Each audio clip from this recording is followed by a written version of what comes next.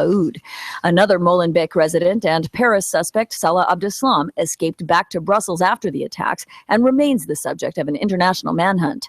Terry Schultz for CBS News, Brussels. 3 Americans who prevented a terrorist attack on a train from Brussels to Paris last summer have a book deal. The Perseus Book Group will publish The 1517 to Paris by Anthony Sadler, National Guardsman Alex Scarlatos, and Staff Sergeant Spencer Stone. It should be out in August. Frank Sedapani, CBS News.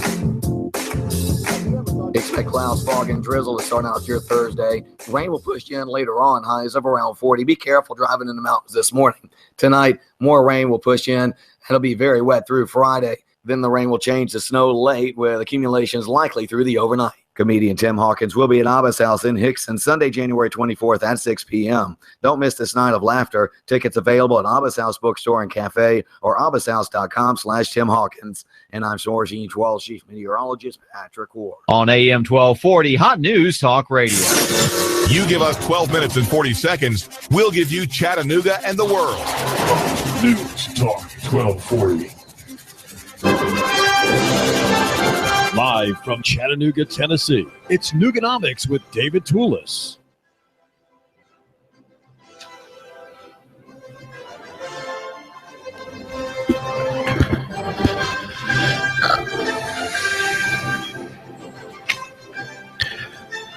This is David Tulis. You can check on YouTube whether my tie matches your wife's expectation of what I should be wearing today. I know she has heard about my tie problem. And you, my listener, if you are watching us on YouTube there in the back with your computer playing in the background as you're doing some chores, have her check and see if I pass. My wife, Jeanette, this morning was not able to assist me in this decision. I think I passed. I think it's okay. I'm wearing a slightly green shirt and a print tie, bow tie, and my warm, weathery sort of sports jacket. And I think the work is okay. And you can see that at YouTube.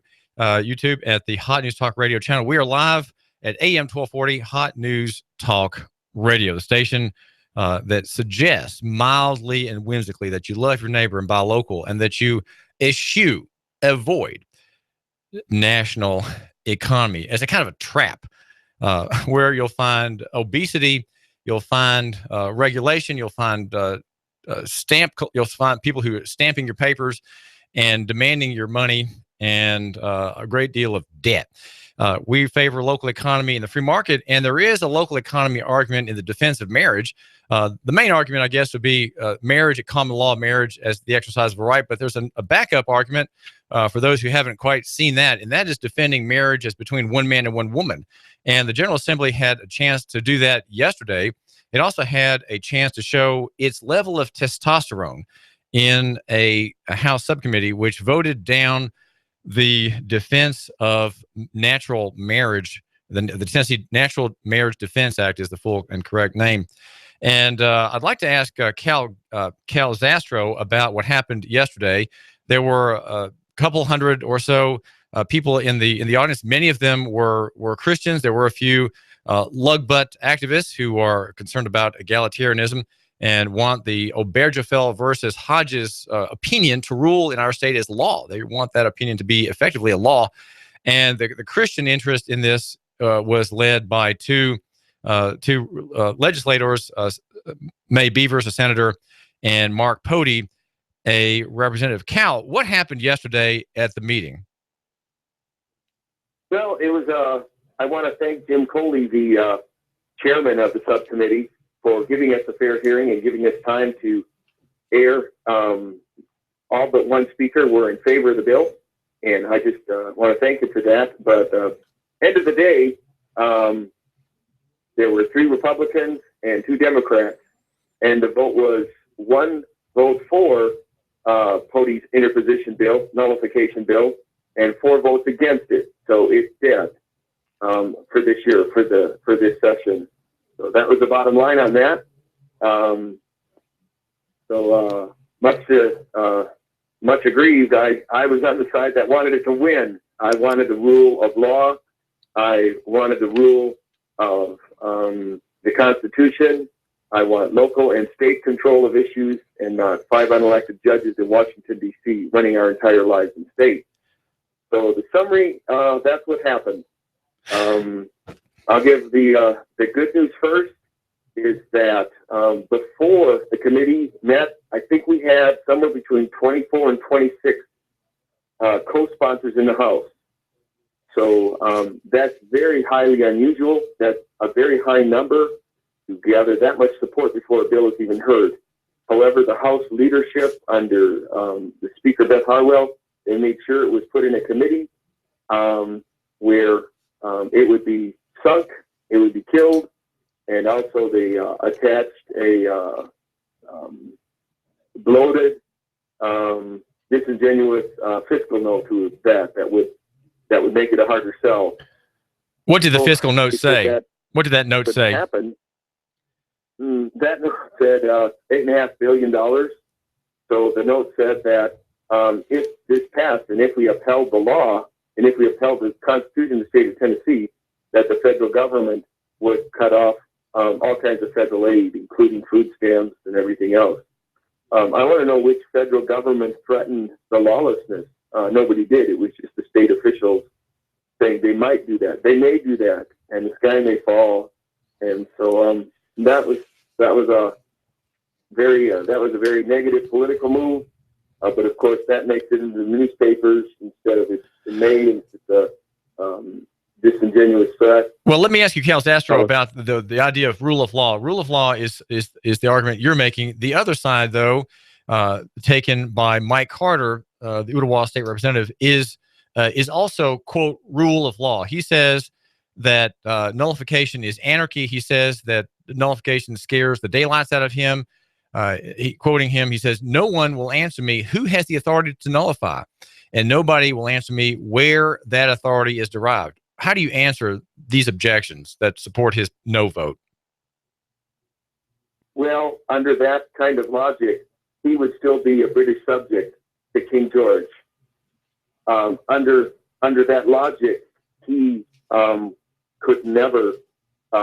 He professes to be Christian, and if the government tells him to do something, even if it violates God's word, he would have to obey because that would be the rule of law for him. So that would be there. So you're saying he is that going by court orders. He is not going by the rule of law. He is standing on court orders. To him, the legislature and Congress do not make law. Unelected lawyers make law. Judges make law. That's his view. That's his worldview. That's how he practically applies his life, and that's how he voted in the committee yesterday, is that we do not need to uphold the Constitution. We do not need to uphold the law. We need to do what the judges say. That is his worldview. So his worldview is submission to authority. He doesn't make a distinction, say, between what Caesar has and what God has, and give to each what he deserves. He says, well, Caesar on the matter of marriage has the total authority, and that Caesar is not any state or local authority. It is a national authority that issues opinions about legal disputes. Yeah, his view is that opinions from bullies, strong bullies, might makes right. There is no eternal truth. There is no transcendental truth. There is no fixed document as the Constitution. That is the rule of law. For him, it would be whoever the bullies are in charge, whatever man is in charge right now. He makes the rules.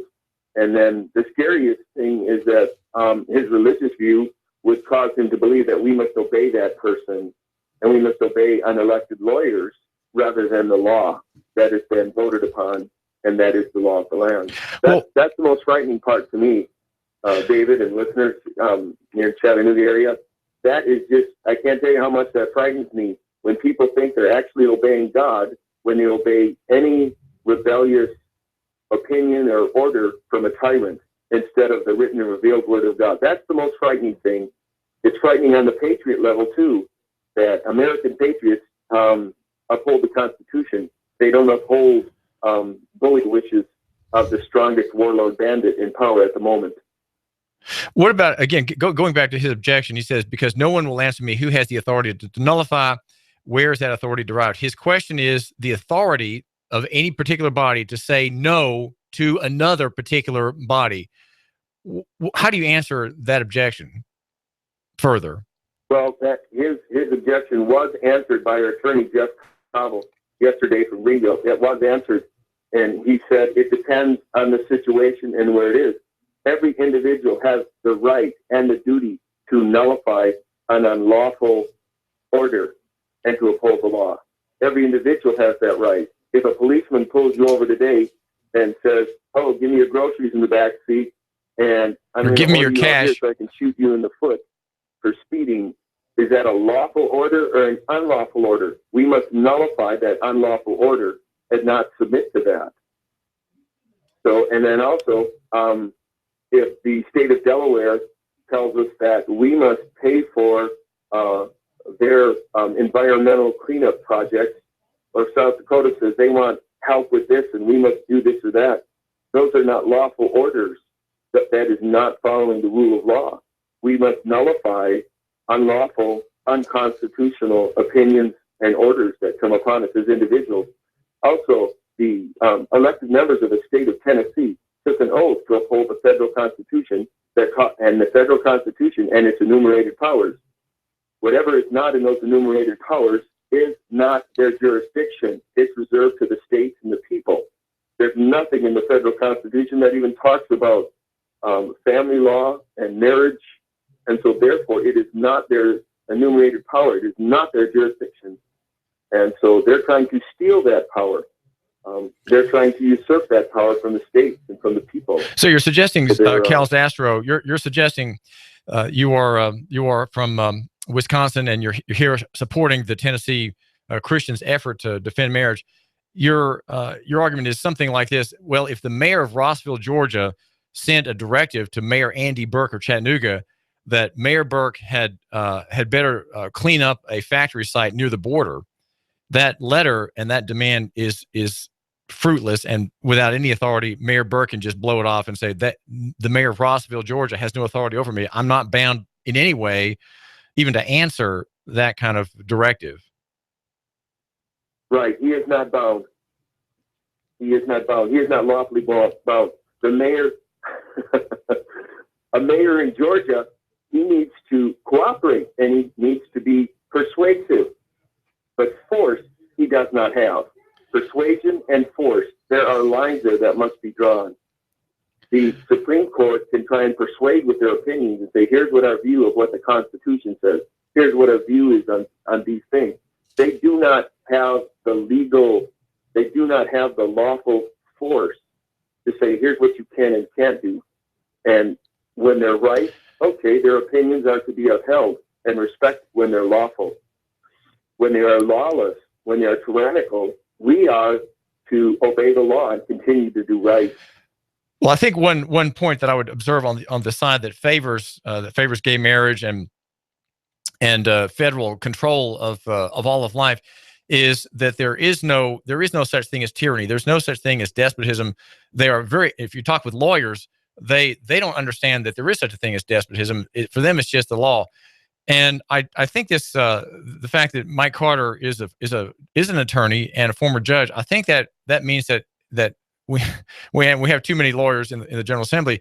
We have people who are risk averse, and the question is not a legal question really anymore. Though the bill, the Pody Beavers bill, proposes a legal remedy in the statute, the question is political. In other words, between competing interests, the interest of the state, which one would hope would be defended by the legislature, and the alien interest of the federal government. The federal government is alien in law to Tennessee. It is an alien power.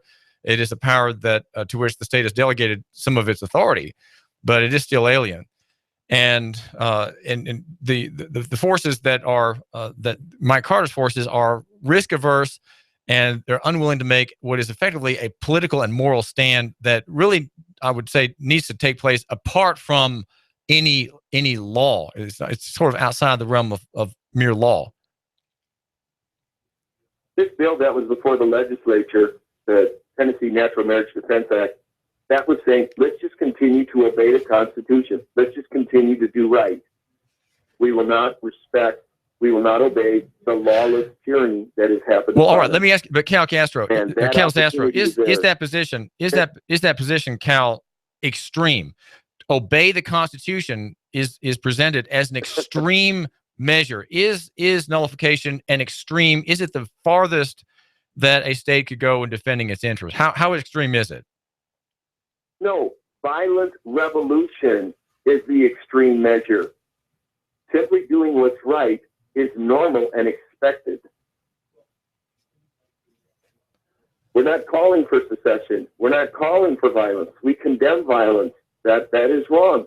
We just are going to uphold the law here in Chattanooga, here in Hamilton County, here in Tennessee. We're going to uphold the law. We're going to uphold the Constitution. We're not going to be threatened by terrorists, whether they be foreign or domestic. We're going to uphold the Constitution. We're going to obey our Constitution, our laws. We're not going to let tyranny say that we have no voice anymore. We are free men that have a voice in our government. We have a constitutional republic where we are free men, free women, free citizens. We are not just serfs or subjects in a federal empire. Mike Carter, Mike Carter says, I equate nullification with anarchy. Anarchy.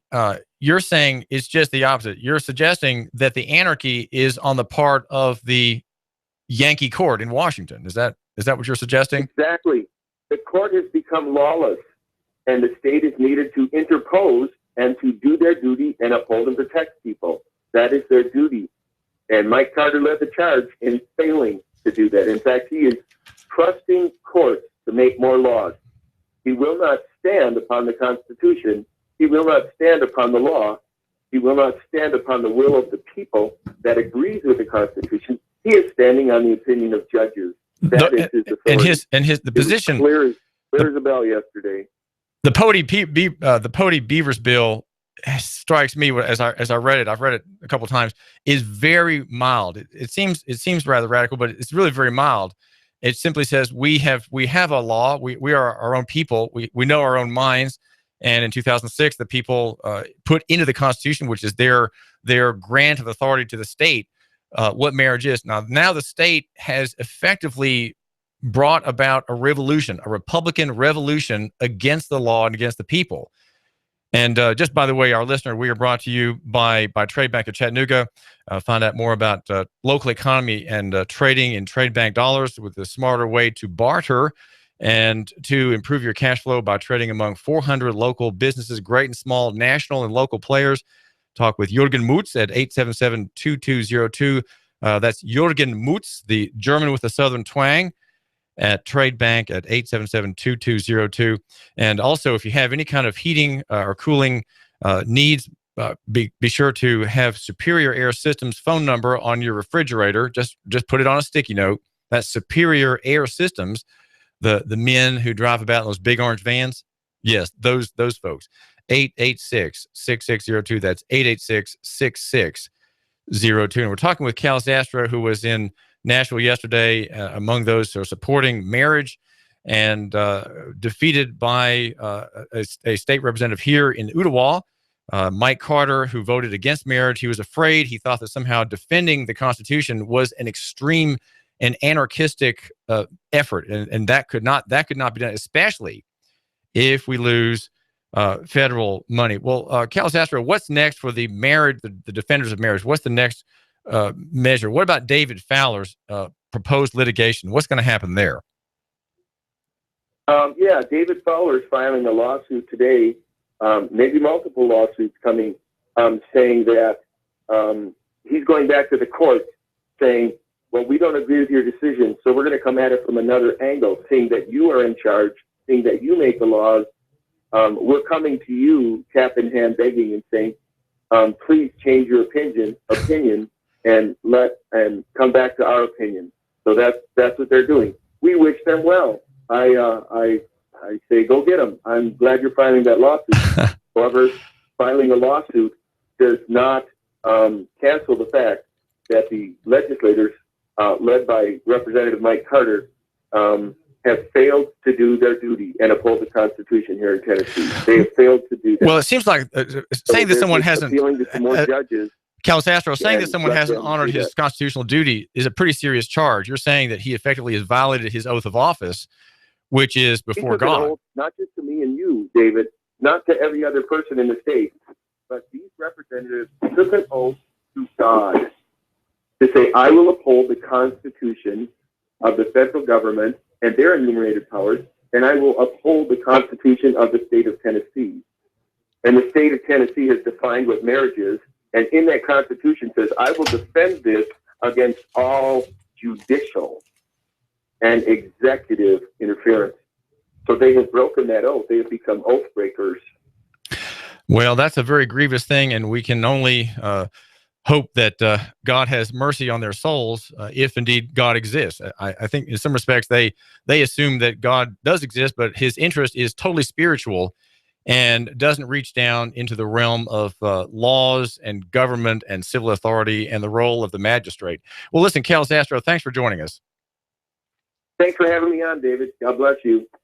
Cal Astro is an activist out of Wisconsin. He's here in the state with his wife and was part of the crowd yesterday of a couple hundred people, most of whom I believe were for the act to restore marriage in Tennessee, the Tennessee Natural Marriage Defense Act, dead for the year, thanks to a courageous and bold state representative, Mike Carter, who saw in the idea of asserting states' rights anarchy. He feared anarchy.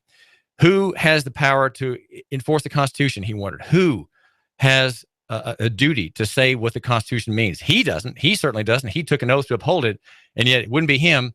It wouldn't be Bill Knowles. It couldn't possibly be Governor Bill Haslam or his Attorney General Herbert Slattery. These are people all who took the oath of office, but they don't have the authority to nullify. No one does. There is no such thing as saying no. No is not in the vocabulary of State Representative Mike Carter. No, we can't say no. We just have to say yes. We have to lay ourselves open to Obergefell, or maybe we are on our hands and knees as Obergefell walks around behind us and gives us a tap.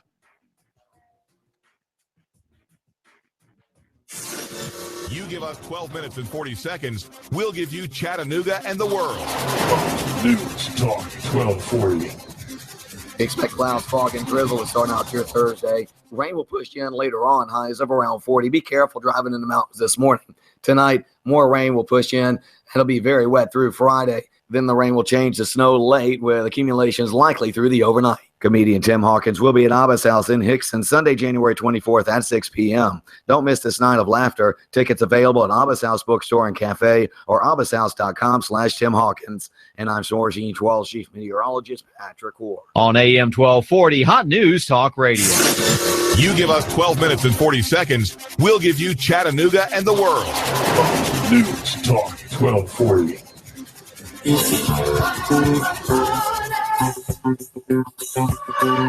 On your signature, you can get $150,000. Can you believe that? $150,000 on your signature. Hi, I'm Bruce Krebs with the Entrepreneur Source. There's a program right now that you can get $150,000 on your signature with no pledge of collateral or personal guarantee. Call me at 423-875-5621 to learn more. 423-875-5621. You've been thinking about starting a business and becoming self-sufficient. Don't do it on your own. I have a proven track record for the last 13 years, a 96% success rate. I can guide you into a franchise where you will pay yourself through the startup phase with very low or little risk. Call me now. I'm Bruce Krebs at 423-875-5621. 875-5621. And make sure to listen to the Entrepreneur Hour every other Wednesday from 11 to 12 o'clock here at AM 1240 Hot News Talk Radio. Call me now, 875-5621. While politicians debate climate change and taking our guns, they leave America vulnerable to disaster. You need to act now to keep your family safe and prepared. Do you have an emergency plan? Do you have long-term storage food? Do you have the skills and mindset to survive a disaster? If not, what are you waiting for? Call P5 Preparedness right now, 423-602-2175. Do you honestly think the government is going to help you? If you do, you are wrong, dead wrong. Don't get caught unprepared. Let the experts at P5 Preparedness get you ready for any emergency or disaster situation. Today, we offer a wide range of classes for the beginner on how to prepare, as well as the expert prepper. We stock a wide range of supplies, including long-term storage food, water filtration, outdoor gear, tactical gear, and plate carriers. P5 Preparedness, East Brainerd Road between I-75 and Gun Barrel Road. You will see the Army Deuce and a Half truck, 423-602-2175, 1309 Panorama Drive, Chattanooga, P5preparedness.com. I'm blowing everything up. We're starting over. I'm doing a new show. I want guys who push it to the middle of the table and go over the top. Take a risk, fail miserably. I'm right, and I'm not wrong, and I'll never back down. Conflict works. Allow it. It's The Herd with Colin Cowherd. Right here and everywhere. Noon Eastern. You give us 12 minutes and 40 seconds, we'll give you Chattanooga and the world. News Talk 1240. Fox News Radio. I'm Lillian Wu.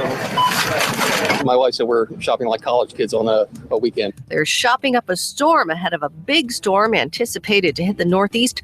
People as far south as Arkansas and Georgia and in the mid-Atlantic states also doing storm prep in the D.C. area. A light dusting of snow last night snarled traffic for hours, even delaying President Obama's motorcade. It's still dicey this morning. Cars have spun out and tractor trailers have been pulling over. Fox Radio's Rachel Sutherland, the president of Russia, implicated in a poisoning. At the end of a long inquiry, a judge ruling that Vladimir Putin, quote, probably approved a plan to kill Alexander Litvinenko, who died here in London 10 years ago after drinking tea laced with radioactive poison. Fox Radio's Simon Owen claims for first-time jobless help last week, hitting a 6-month high.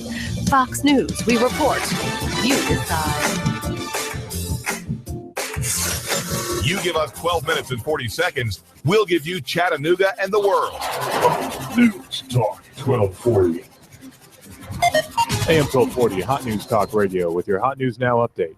Hamilton County Commissioners, not the school board, voiced their concerns about the leadership of Rick Smith, the county superintendent, in the wake of the Ottawa High School rape case. One commissioner, Sabrina Turner Smedley, said that she received a lot of calls from different people across the county who are concerned about the situation. It was pointed out that the county commission has no power over the county school board. Hamilton County, Bradley County, Polk County, and Cleveland City schools will be closed today. There were as many as 30 traffic crashes on roadways this morning as wet and cold conditions made for some ice on the roads.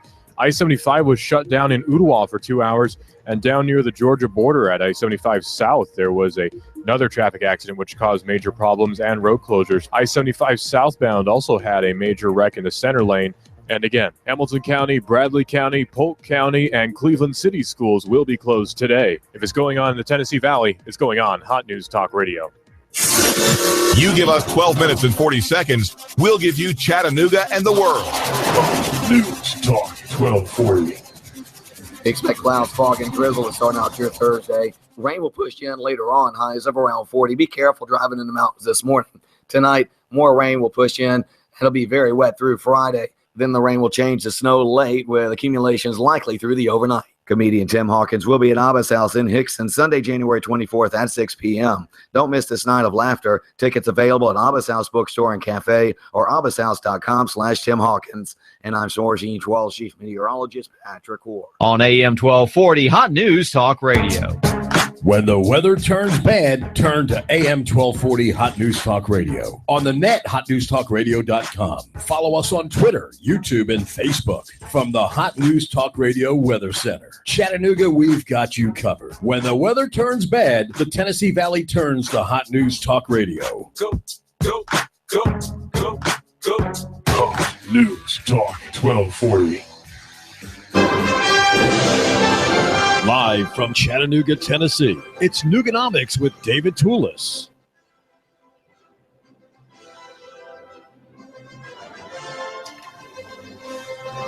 If there are any people who are going to bring about a restoration of free markets, local economy, and political and legal liberties, it will not be an attorney. It will not be an attorney, and probably not a judge, even though you can think of good ones, such as Chancellor Jeff Atherton from Hamilton County Chancery Court. He, in his Bumgardner decision back in August, talked about the gay decision out of Washington, and he said he referred to it as as having patronizing and condescending verbiage. And he said it is now the law of the land. So you see, even he agrees with the judicial supremacy theory, accurately described by Justice Scalia. He goes on to say, as a naked judicial claim of legislative, indeed super legislative power. Thus, he says, it appears there may now be at minimum, and obviously without any specific enabling legislation, concurrent jurisdiction between the state and federal courts with regard to marriage and divorce litigation. And because there's this new parallel, apparently, jurisdiction in federal courts with marriage, how can state law mean anything? How can anything in the state statute about marriage mean anything at all until we have the better people, the good people, tell us either by legislation or continuing prattling of opinions what the law is, what we are to do. If there is going to be a restoration, it will come from someone who's not a lawyer. It'd be someone who has a man who's a man of the common people, such as Bill Knowles, who up until his capitulation in June, very much had the hopes of the people that he would stand for them and for the property right, the human right in marriage. But no, he was influenced by lawyers who said, you can't possibly say no poofter unions in my county jurisdiction. No, that's not allowed. The Reformation, if it comes, will be from one man or one state. It's not likely to be Tennessee because we have a very establishment capitalist man at the top, Governor Bill Haslam, one of the wealthiest people in the state. And he has too much at stake in getting along with his compatriots in the party and in Washington. The whole Republican establishment, of course, is against you. It is not in favor of constitutional liberty, of common law rights. No, these are not to be enjoyed by you. Let's just hope that you won't find out what they are, right? And for that reason, for the reason that we don't want you to find out, we have public education. Public education makes it possible for another generation to remain anesthetized as to what is in the law and to what their rights stand as being, right? Rights are prosperity, and you are a poor man because you don't know them. And the reason I say one man has to stand, one county clerk has to stand, one governor in as regards to the whole state has to stand, is that's what Patrick Henry in his great speech back in 1775 at the church there at St. John's Church in Richmond on March the 23rd, in his famous "Give me liberty or give me death" speech, he pointed that out, that one man who says no will, in the end, be the leader. He'll be the leader. He'll be the hero. And we don't have anybody like that around us now. Probably the greatest national statesman we have is Ron Paul. But we don't have to have great names like that. We can have common names, right? Names of common clerks, like in Ray County, or elsewhere, or in Bradley County, or maybe even Hamilton County. We have men in office who stand. And as I pointed out in a sort of fictional press release of what Bill Knowles should have said when Oberge fell versus Hodges, the lug butt opinion came down. What he should have said. A column that received outrageous expressions of outrage roundly for condemning this ostensibly Christian man. That was not to be done. And who are you to talk about this fine man, Bill Knowles, with that kind of analysis? That's not right and can't be tolerated. So there were 7 people who blasted me. Not a single person, not one person who reads the Chattanoogan spoke in my favor, and I'm not abashed at saying that. In his speech, Patrick Henry says that we are weak. They say that we're weak, unable to cope with so formidable an adversary as the British. But when shall we be stronger? Will it be in the next week or the next year? Will it be when we are totally disarmed? And when a British guard shall be stationed in every house, shall we gather strength by irresolution and inaction of the kind Mike Carter proposes, the Republican man on the subcommittee yesterday in Nashville? Shall we acquire the means of effectual resistance by lying supinely on our backs and hugging the delusive phantom of hope? Patrick Henry says, until our enemies shall have bound us hand and foot. Sir, We are not weak if we make a proper use of those means which the God of nature hath placed in our power. 3 millions of people. Of course, Tennessee has 6, right? Armed with the holy cause of liberty, and in such a country as that which we possess, are invincible. Invincible, he says, by any force which our enemy can send against us. Besides, sir, we shall not. Notice how he says, sir. He's in a room full of people, and I'm following his example. I don't talk about my listeners, my audience, all of you people out there, my thousands of listeners. Do you think I would do that? I don't have thousands of listeners. I've got you, my listener, one man, you, my listener at AM 1240 Hot News Talk Radio, and you are the man who matters. And you, I want to encourage here with the words of Patrick Henry. Besides, sir, we shall not fight our battles alone. There is a just God who presides over the destinies of nations and who shall rise up friends to fight our battles for us. Do you not think that Tennessee, if we stood for marriage, would have at its head a terrific governor who would win re-election instead of a man who now we think is, some would say he's maybe even a coward. People actually say that about Governor Bill Haslam. There is a just God who presides over the destinies of nations and who will rise up friends. The battle, sir, is not to the strong alone. It is to the vigilant, the active, the brave. Besides, sir, we have no election. If we were base enough to desire it, it is now too late to retire from the contest. There is no retreat but in submission and slavery. In other words, if you submit, then that's your end. That is the slavery that you have accepted, the submission.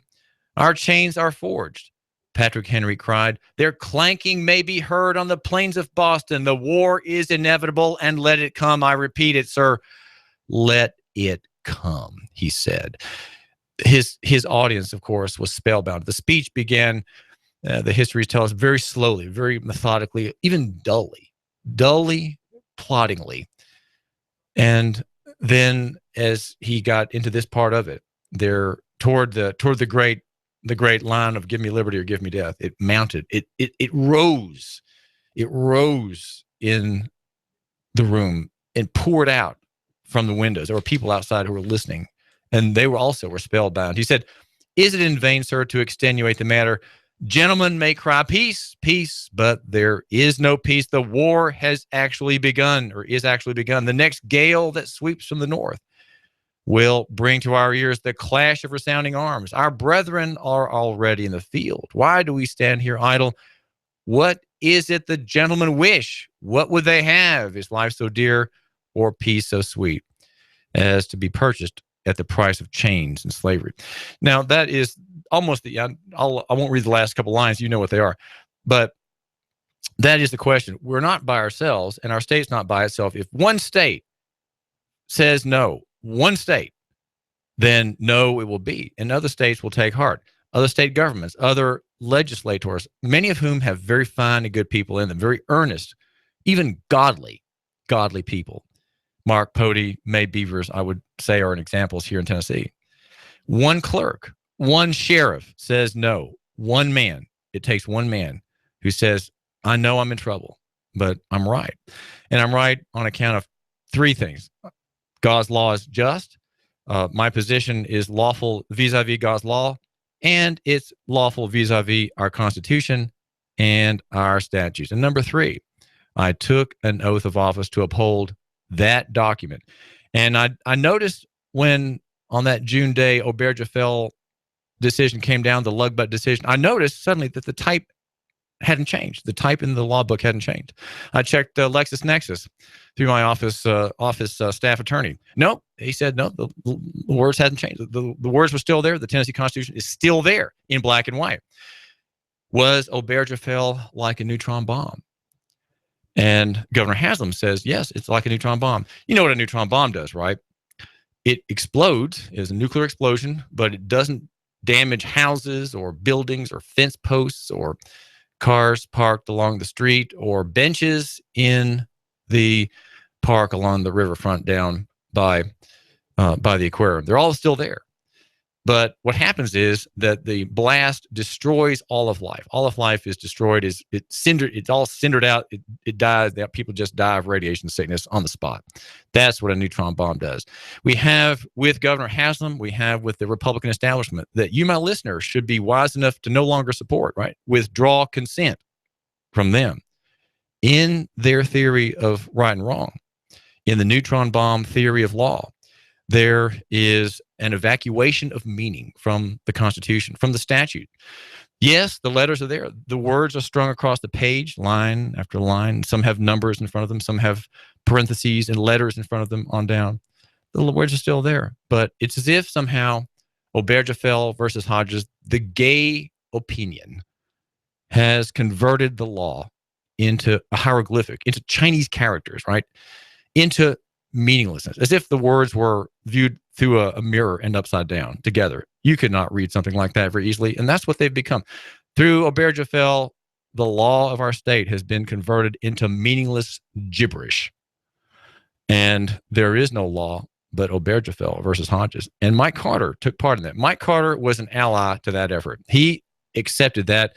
He endorsed it. He was a man of fear, a man of fear. I don't think that legislators are going to be the source of the reform either. I don't think so. And probably not men and women who are elected to clerkships either. I think the answer is elsewhere. The answer is in the common law activity of common life, and that is local economy and free markets. That's what we argue for. That is what we have here at AM 1240, Hot News Talk Radio. And local economy is where you take charge, where you govern the area that God in his good mercies has given you as the area of government. There are two areas that you know about. One is self-government, having a covenant with your eyes, knowing what's going on, that does not distract you by sinful temptations with your eyes and your desires. That's called self-government. The second is family government. And this, of course, is the Christian theory. Christianity says we govern ourselves under God, individually and personally. And that think about this, if more people were like that, if more people had the gospel promises and lived them out, you would eventually have a withering away of the tyrannical state, of the corporate state, of the welfare state, of the warfare and surveillance apparatus of the modern state. They would all wither away. Why? Because they're rendered irrelevant, and because they can't see, because they're all corporations, they can't see into personal and private life.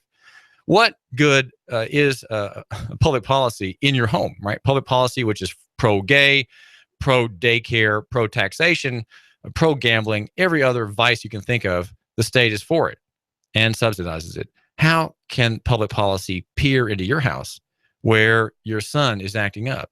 And what he really needs is to be spanked. He really needs to be chastised in a godly fashion, in love, right? With restoration and embraces afterward. That's where the war is fought, right there when he throws that thing at his mother and calls her name and storms off into his room where he's going to play with his digital device, right? He slams the door after him. All right, what are you going to do? If you just say, well, I think I just don't know what to do. If you have the timeout framework, right, you're going to be impotent. You're impotent to affect this young man's life, and you're going to throw him to the enemy. You're going to throw him into the machinery, and the public school will take care of how he's supposed to think and how he is supposed to rear his children. Self-government in his life will be far harder to attain than you thought it was in your own case, right? He will have a much harder time because you've yielded your government to machinery and to digital devices and to a kind of passivity. We've all known this feeling of being passive and not taking a right step. Your government is in your home. If you don't start there, and I would say with a spirit of repentance to God for our sins, if we don't start there, then there is no hope. And I mentioned how the agricultural economy, local economy of food is the essential basis of the future of the freedom movement, of liberty, of constitutional self-government. It's there. That's where it's taking place. If we don't have that, and we don't have working with that, the idea of local economy and the free market, there is nothing we can do. All we can do is wait for the disaster, wait for the collapse, wait for the cutting back of money, waiting for debasement of coin and currency through inflation, waiting for more promises, more programs, more security. Half of the income in Tennessee is provided by government. I think it's 52%. And about a little less than 20% of that is from state and local. The rest is from the good people. We're all on the dole. Can we say no? Local economy says divest national, say no to national, and invest local. That is to say, starting in your living room and that slammed shut dark hallway where your son has gone in a temper tantrum and he's thrown something at your wife and his mom. And you need to go down that hallway and you need to think, okay, this boy needs to be corrected. This boy needs to submit to my government. It is lawful and right. He needs to understand authority. He needs to respect authority. He needs to fear God. He needs to fear offending those in lawful authority over him. And he's going to get a spanking. And I'm changing my mind about time out. I'm changing my mind about daycare. I'm going to govern my family. I'm going to take charge of what God gave me. Now, you can do that even though you're not a Christian. I understand that, but think that the merits of Christianity preached in every faithful church offers the reasoning for that, how this is a personal command from God to you. It's personal. It's not just a law written somewhere in the book of Deuteronomy in that dusty volume there by your papers there, the part you never go to, never open. It is there, but these commands to humankind come from a personal God.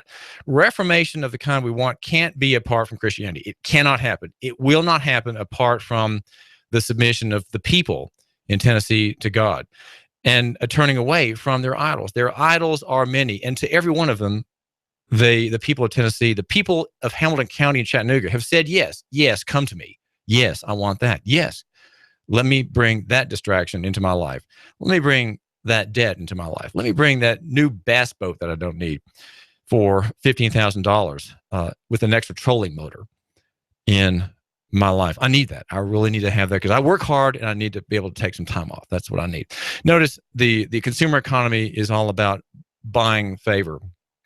With whom? Well, another question there, but you're buying your favor and you're not dealing with your responsibilities. We're not going to have the things that we want without there being a recognition of God's law, as Cal Zastro tells me, particularly on marriage. We're not going to have these reformed things, these improvements, these rebuilding benefits without there being sorrow for what we accepted and sorrow for what we've bound ourselves into. Getting out is going to be a long process. The ending of the welfare state can't be done overnight. People are dependent on welfare. They've earned their Social Security. They've earned their Medicare. They've paid into the system. And of course, people who pay in $60,000 over the lifetime get $400,000 in benefits. It's a steal for them, indeed. But they did pay into it, and they were made a political promise, not a legal promise merely, but a political one by Congress. And so we can't just rip everybody off. There would be a revolution if that happened. There cannot be a revolution, and there has to be a decentralization, a devolution from our current system. The system is not working. The markets are broken. The markets are ballooned on inflation. We have to see that the Fed is the source of our great inflations and the source of our false hopes, our false comforts, our false feeling of prosperity. If you can make money from nothing and not have to be accountable for it, well, you own the world. And we are effectively owned by the national economy, by the banking sector, the only industry that can make money from nothing, make it ex cathedra, from nothing. No, I'm sorry, ex nihilo, from nothing, from nihilism, right? From nihilism, the money comes, the credit flows, and we are all supposed to think that we're better off for it. And the rise of interest rates is just a terrible thing. It's going to cause a recession. Well, recessions and depressions are cleansing. We have to have them. The problem is we can't have the depression that we need. We need a depression. And the federal government, to maintain control, is fearful of it. And so its bank pumps in trillions and trillions of dollars of new dollars, hoping that we won't notice that we're losing buying power and we are in an unreal world. We are in an unreal world. You, my listener, and I, we share this world. Can we make it better here in Chattanooga? I think so. I think I think like E.J. Pelton does over at the accounting office. Eric Pelton is very much in league with this idea. We need to have a local economy. We need to have small business. We need to invest in ourselves. And I'd say, number one, giving time to children. That's very important. Without that, all of our high political hopes, all of our constitutional talk is just gibberish. This is David Tulis.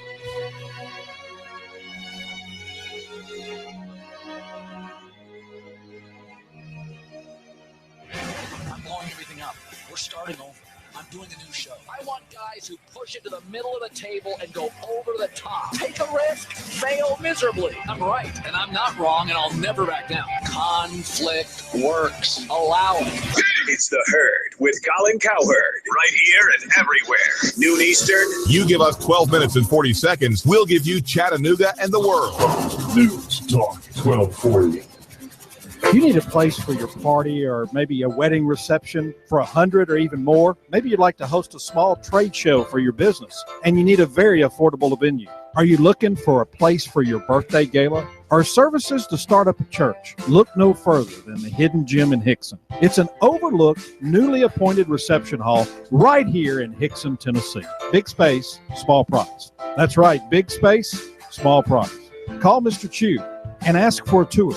316-7388. That's 423-316-7388. He'll tell you a lot more about the venue. Rent this venue today. Just call 423-316-7388 and ask for Mr. Chu. I love my Flex loan from Advance Financial. I needed cash, I needed it fast, and I didn't want to get a payday loan. My Flex loan from Advance Financial is not a payday loan. It's a line of credit. I only pay for the cash I need, and I only pay for the time that I need it. There's no